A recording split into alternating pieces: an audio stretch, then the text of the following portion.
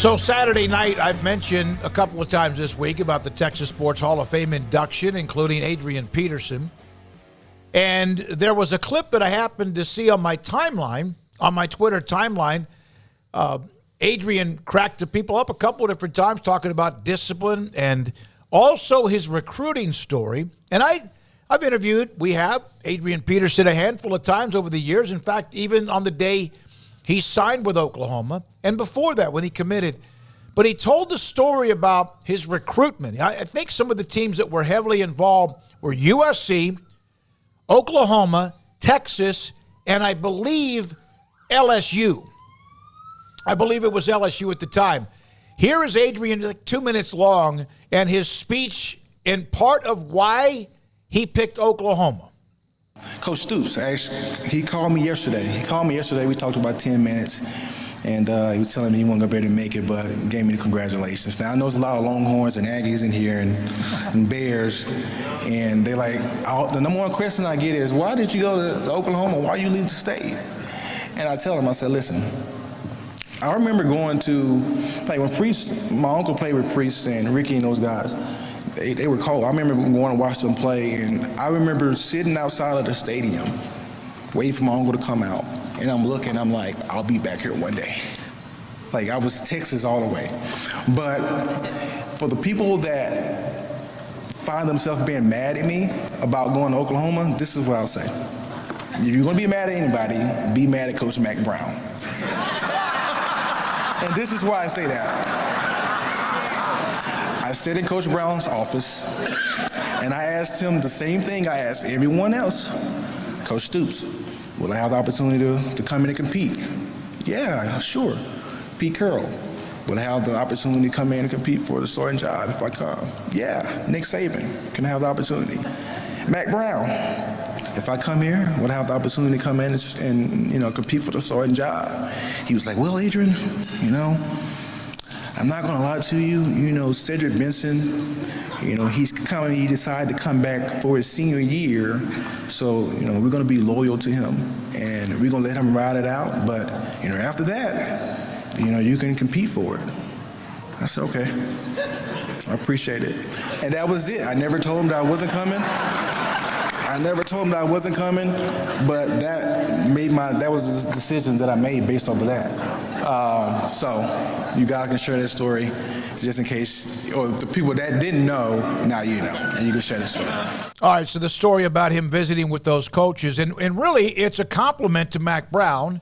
If you really think about it, Cedric Benson had decided to come back. Cedric Benson, his senior year, had 1,834 yards, 19 touchdowns, also had 22 catches. His backup, Will Matthews, had 38 carries, so there was that conflict that Benson was there. He was going to be the guy.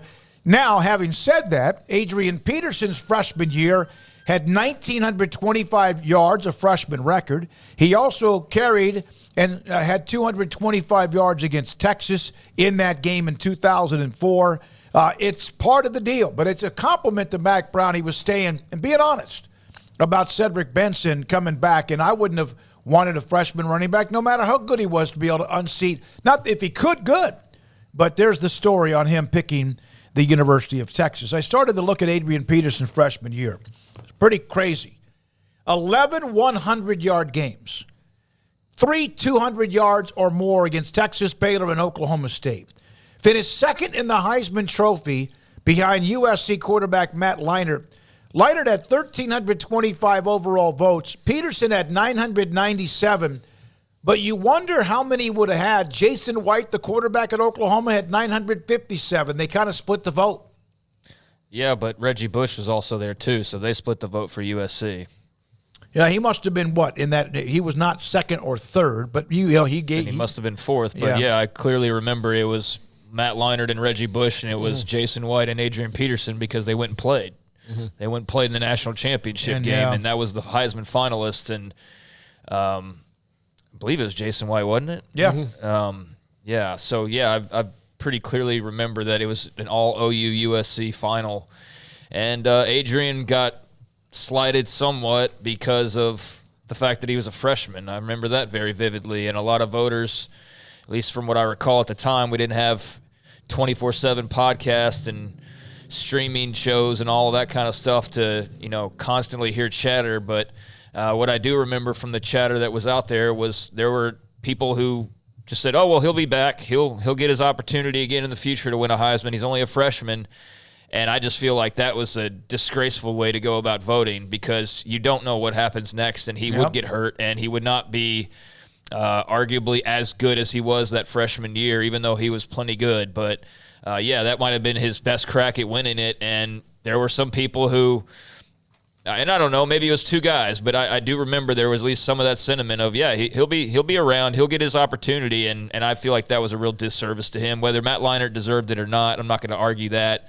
Those USC teams were great, and they went to prove it in that blowout victory over Oklahoma. But, that bothered me and still kind of does a little bit, even if it didn't make a huge difference in the end. Johnny Manziel, technically a freshman, won the Heisman Trophy. The following year, Florida State's quarterback and Jameis Winston won the Heisman Trophy. I mean, as well, they all should have.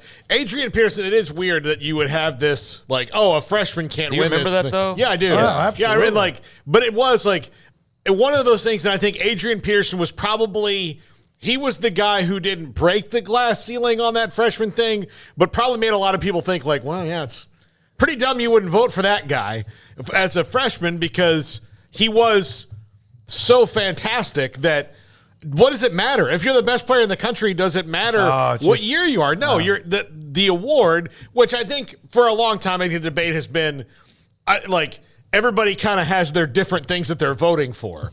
Some guys are only going to bet, their ballot's going to be the 5 best quarterbacks in the country. And what about a wide receiver or a defensive, anybody who's the best player? You're a Heisman voter. It doesn't tell you, don't you dare vote for this. No. You just vote for the best player in the country. And so I think that that's strange. I do want to mention that we have Mack Brown, though. I think it's funny. Mack Brown does, and they won the national championship, and he built up Texas up to a level that they were not at for a long time and haven't been at since. But we seem to hear more about the guys that Mack Brown missed out on than the guys that he got, which also tells you how well they were recruiting, that they were able to turn some of them away. Now, the post-2005 guys that he said no to, particularly at quarterback, are the ones that really sting. Well, not 2005. It was, post-2005. Okay. Once after 2005. Colt McCoy was pretty, Colt McCoy probably could have won the Heisman Trophy instead of Mark Ingram in 2009. Vince Young could have won it instead of Reggie Bush if you really want to have 2005. fights over it. I mean, there's debates there. But I see what you're saying, that you hear about the quarterbacks with Luck and Griffin, among some others that apparently at the time they just weren't there. But I always will say this, and my defense of that is not defending that Mack Brown needs it, but Garrett Gilbert was everybody's number one guy, basically, when he was coming out of Lake Travis, and it just did not work out for him. Yeah, because they went all in on him. Yeah. And they never did that again, and most teams avoided ever doing that because of that very reason. Like Austin Novosad going all in on a guy and just trusting that that'll work out or that person will be around, and then you're left with empty hands. Gilbert, feel bad for the guy. He had a very up and down career. He turned into a hell of a long pro career, though. I mean, he's done really well for himself, and clearly what people saw was legit because he's been playing football all this time. But just wasn't ready to be thrust into the action of a national championship game against the start of the Alabama dynasty, and then all of the expectations that came just with being the number one guy and the savior of, the future of Texas football, or just the star of the future of Texas football. I can imagine that was a lot to handle. Talk about an NIL baby, though. Garrett Gilbert would have been making millions of dollars back in that era as the number one guy. But, Mack aired and going all in on him. I did want to make mention when I was talking about the USC Heisman finalist, I did feel like there was one guy that was an outsider to that, and it was Alex Smith. So I need to mention him as well. But it was Leinart, Peterson, White, Smith finished 4th, and Reggie Bush finished 5th in the voting. So I figured I knew there was somebody, but Alex Smith from Utah was also a part of that New York City grouping. So Garrett Gilbert coming out of Lake Travis, and Benson was number 6. So circling back to the start of the story. story. He had a big time year, he had a pretty good year at Texas and wouldn't have been able to do all he did if Adrian Peterson had been hanging around there. Guys, guess how many, in 4 years at Cedric Benson, he put up huge numbers at Texas. How many carries do you think he had in 4 years? Like 400 something? No, carries overall. His career at Texas over 4 years. 400 something? 1,100 some carries. Oh, God. Oh, wow. Oh, no, I think, duh. I'm thinking that's okay. entirely differently. 300 and some on average. Not quite 300 on average every year. Garrett Gilbert, when he came out of Lake Travis, was the 18th ranked overall national recruit. He was the third highest rated recruit out of Texas, and he was the second overall nationally at quarterback. And I don't know who else would have been. That's not how it felt, though. It felt like he was the number one overall dude. He felt like he was Arch Manning back the way that he was talked about. I remember that vividly. And maybe it's just, brainwashing from message board posts or something, but I remember how big the hype was around Garrett Gilbert. So if you tell me that like 10 years from now, I would have sworn he was the number one overall player in that class and whatnot. But no, he wasn't. He did, though. That doesn't change the amount of pressure he had on his shoulders, because even if he wasn't listed that way, he was treated that way, and the expectations were that way. And, obviously he ended up at SMU and then the pros, but glad it worked out for him overall. The only quarterback ranked ahead of him was a guy that was really good from Mater in California, Matt Barkley, who was a 5-star, ranked 5th overall in that same class. It was a heck of a class. A heck of a whiff on the quarterback ratings. I mean, maybe just based on their talent level, okay, and I know that's a lot of times what they do, but as far as production goes, that's not the most banner year for the quarterback quarterbacks at the top of the list. Just how they panned out collegiately. Was Barkley pretty good at USC? He was all right, but USC wasn't. He's another. And you talk about another dude that's like the golden boy, though, and he was the next great. He was the next Matt Leinart, and he was the next this and that, and he was not that in college to the extent that anybody expected. He was fine. The Rose Bowl in 2005 was the last great day for two schools. Well, not two. Well, Texas had the one 3 years later. I keep forgetting about, but that was the last great day for USC for a long time. The championship appearance. Yeah, that was one of the last great days for a very long time. Barkley had a good career. Freshman, 15 touchdowns, 14 interceptions wasn't great, but they only lost 3 games, and that was just a freshman year.